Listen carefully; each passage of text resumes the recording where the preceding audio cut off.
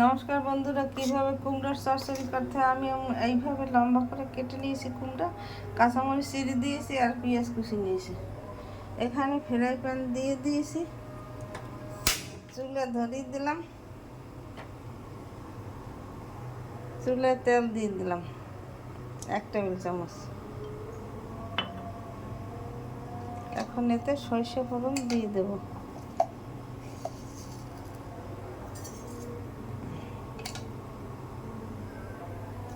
তেলে পেঁয়াজ কুচি দিয়ে দিলাম।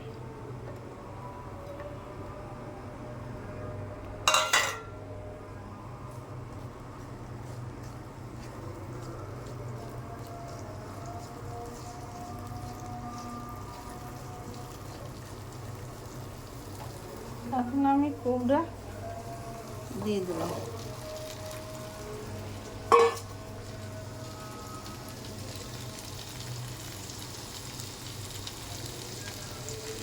মধ্যে 1/2 চামচ হলুদের গুঁড়ি,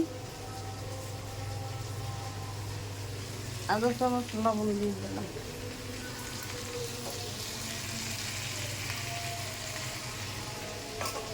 আমি ঢাকনা দিয়ে ঢেকে দিলাম। আমি 2 মিনিট পর ফিরে আসি। এখন একটু চিনি দিয়ে দেবো 1 চামচ।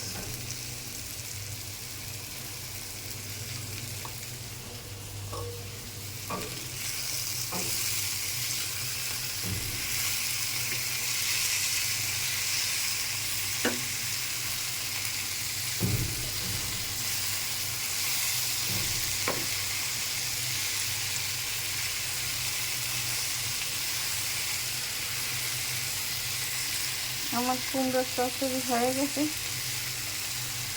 এইভাবে আপনারা ঘরে তৈরি করে কুমড়োর চচ্চড়ি খেয়ে দেখবেন, খেতে অনেক সুস্বাদু লাগবে।